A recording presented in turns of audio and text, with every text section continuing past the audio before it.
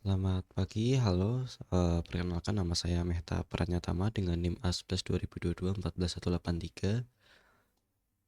Hari ini saya akan mempresentasikan proyek prediksi cuaca. Jadi saya menggunakan dataset dari Bureau of Meteorology Australia untuk memprediksi apakah besok akan turun hujan atau tidak. Eh, Proyek ini saya kerjakan untuk memenuhi nilai responsi mata kuliah bimbingan karir khususnya di peminatan data science. Kita langsung ke pertama-tama, sel yang pertama maksud saya, yaitu adalah import library. Pertama saya import dulu semua library yang dibutuhkan. Di sini saya pakai Pandas untuk manipulasi data, sklearn untuk modeling dengan IMBlearn khusus untuk handle data yang tidak seimbang nantinya. Langsung ke sel selanjutnya yaitu di load dataset. Jadi dataset ini ukurannya setelah kita lihat cukup besar, yaitu ada 145.000 baris data cuaca dari berbagai lokasi di Australia selama 10 tahun. Kalau kita lihat preview datanya di sini, ini menampilkan 5 baris pertama dari datasetnya. Ada berbagai macam parameter cuaca seperti suhu minimum, maksimum curah hujan, kelembapan, tekanan udara, arah angin, dan lain sebagainya. Untuk target kita sendiri itu adalah rain tomorrow ini, yang isinya yes atau no, yaitu apakah besok hujan atau tidak. Selanjutnya langsung ke EDA. Yang pertama itu kita lihat struktur datanya. Dari info ini kelihatan kalau kita punya 23 kolom total, ada 16 fitur numerik tipe float atau integer dengan 7 fitur kategorikal bertipe objek. Yang perlu diperhatikan di sini adalah beberapa kolom punya jumlah non-null yang lebih kecil dari 145.000. Ini berarti ada missing value yang cukup signifikan yang nantinya kita akan analisis lebih lanjut di sel selanjutnya. Lanjut ke statistik deskriptifnya. Dari sini kita bisa lihat range dan distribusi setiap fitur. Lanjut ke check missing value. Kalau kita lihat di tabelnya ini ada beberapa kolom yang missing value-nya cukup parah, seperti sunshine, evaporation, cloud 3 p.m, cloud 9 a.m. Nantinya ini akan kita impute semua missing value ini. Jika tidak nanti bisa bias. Lanjut ke distribusi targetnya. Ini merupakan salah satu masalah utama dari dataset ini, yaitu kelas no itu jumlahnya 77,5 atau 78% dibulatkan, sedangkan kelas yes cuma 22%. Ini yang dinamakan namanya imbalance dataset. Kalau semisal kita ngetrain model dengan data seperti ini, maka modelnya akan cenderung bias ke kelas mayoritas atau kelas no di konteks dataset ini. Jadi modelnya akan lebih sering predik ke tidak hujan karena memang lebih sering tidak hujan di data yang di training. Solusinya nanti kita akan pakai smooth theory sampling untuk balance datanya saat training.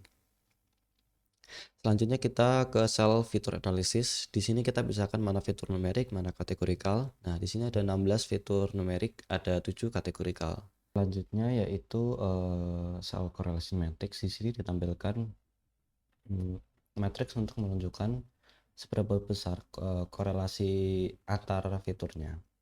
Nah, di sini sudah ditunjukkan korelasinya ya, sebesar apa antara fitur A dengan fitur B. Jadi untuk kesimpulan dari EDA ini, yang pertama data itu tidak seimbang, perlu di balancing. Lalu ada missing value, itu perlu di drop beberapa kolom. Lalu ada fitur kategorikal yang perlu di encode. Lalu perlu di standarisasi atau standar scaler, pakai standar scaler. Lalu ada beberapa fitur yang sangat informatif untuk prediksi hujan yang ditampilkan di correlation matrixnya. Lanjut ke bagian preprocessing. Pertama kita nge-cleaning datanya. Saya hapus dulu baris yang targetnya missing. Soalnya kalau targetnya aja tidak ada, data itu nggak bisa dipakai untuk training. Lalu setelah dihapus ini barisnya tersisa 142.193 baris. Lalu saya drop kolom-kolom missing value yang di atas 40% tadi seperti sunshine, evaporation, cloud Cloud9 AM, Cloud3 PM. Kenapa dia push yang 40%? Karena kalau kita impute terlalu banyak missing value, nanti justru bikin banyak noise. Lalu saya juga hapus kolom date dan location karena tidak relevan, karena kita cuma mau tahu kondisi cuaca besok, cuaca untuk predik besok, bukan pola untuk seasonal atau musiman. Lalu lanjut ke pemisahan fitur dan target. Nah ini, saya pisahkan fitur X dan target Y. Target random tomorrow ini saya encode jadi 0 untuk no, 1 untuk yes supaya bisa diproses oleh model. Lanjut ke label encoding dan imputasi missing value. Ada 4 kategorikal, fitur kategorikal, when cast direction, when near 9 AM dan selanjutnya di sini. Semua ini saya encode jadi angka. Lalu untuk missing value yang masih tersisa di fitur numerik, saya impute pakai median di sini. Kenapa pakai median? Kenapa nggak min? Karena menurut saya median itu lebih robust terhadap outlier. Jadi kalau ada nilai ekstrim, median itu tidak terpengaruh dengan besaran min. Hasilnya missing value sudah 0 semua. Selanjutnya kita trend test split dengan rasio 80/20. Saya pakai stratified sampling untuk ngejaga proporsi target tetap sama di training dan testing. Lalu kita step selanjutnya itu fitur scaling pakai standard scaler. Ini cukup penting karena fitur-fitur yang dataset ini miliki itu punya range yang sangat berbeda. Misal rainfall 0 sampai 371. Tapi humidity itu sekitar 0 sampai 100. Tapi pressure bisa juga dari 900 sampai 1000-an. Nah, ini kalau tidak di scaling, model-model seperti logistic regression atau KNN akan membias ke fitur dengan nilai yang besar. Nah, standar scaler ini memiliki fungsi untuk membuat semua fitur punya mean 0 dan standard deviation-nya 1. Langsung kita ke slide selanjutnya, yaitu smooth untuk handle imbalance data. Jadi smooth ini tuh nggak cuma ngeduplikasi data minoritas, tapi dia juga membuat atau menghasilkan data sintetis yang baru dengan cara interpolasi antara sampel yang ada. Jadi lebih bagus daripada random oversampling yang biasanya. Nah, untuk resampling smooth ini nantinya akan diterapkan di training set aja. Lanjut ke modeling, saya pilih 4 model yang cocok untuk dataset ini. Yang pertama itu logistic regression.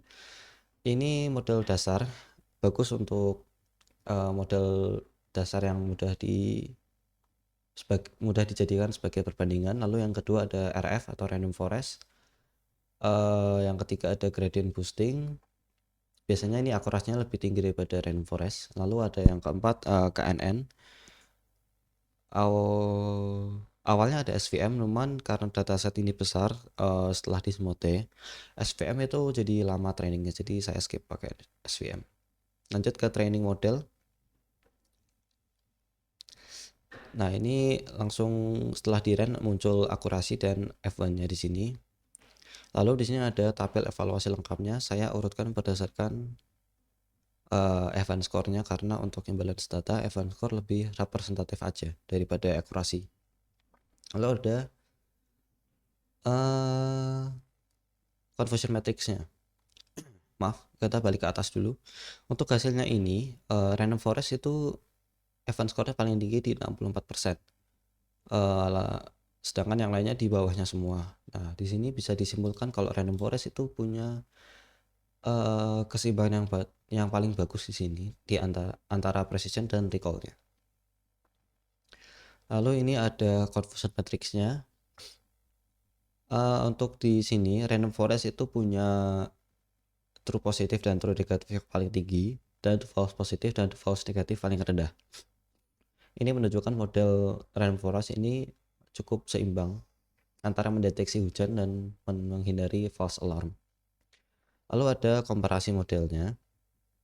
Ini ada saya tampilkan visual berupa bar chart yang akan lebih mudah untuk dilihat. Random forest hampir unggul di semua metrik. Gradient boosting juga bagus, cuma sedikit lebih rendah, lalu KNN dan logistik cukup di bawahnya.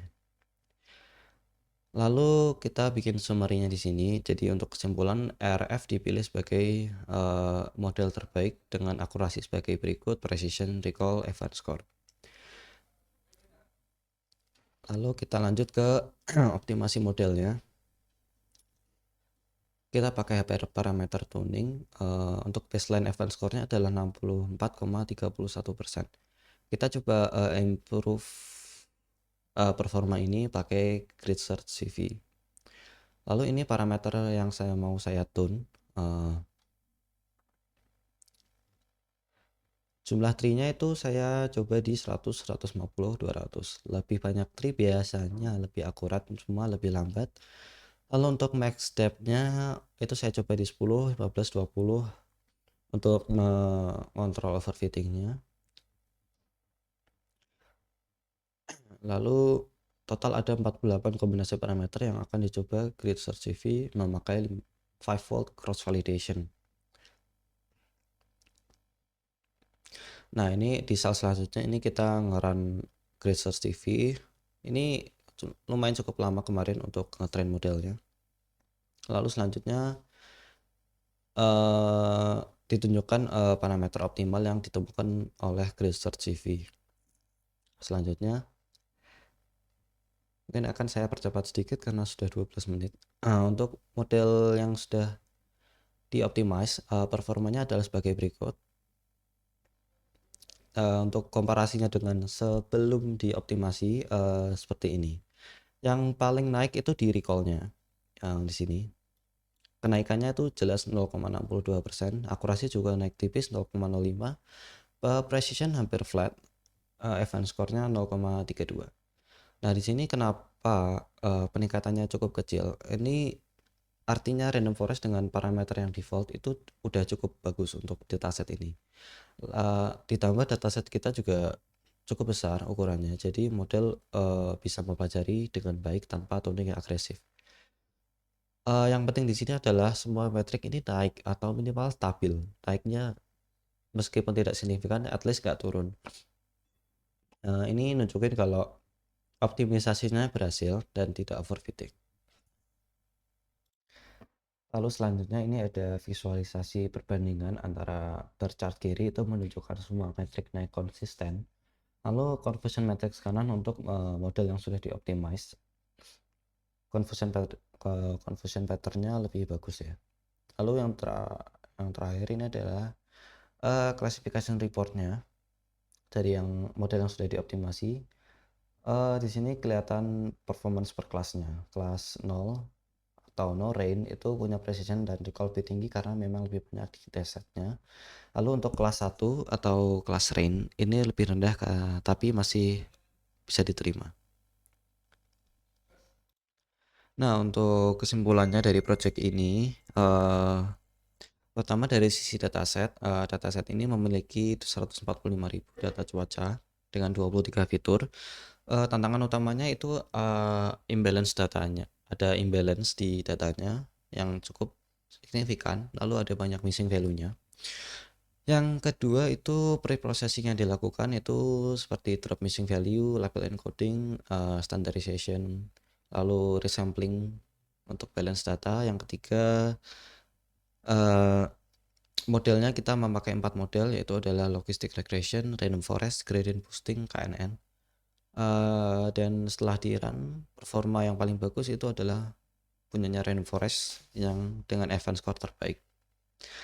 Lalu untuk optimasinya hyperparameter tuning dengan grid search CV berhasil meningkatkan model random forest tadi sebesar 32%. Meski kecil tapi lumayan konsisten di semua metrik.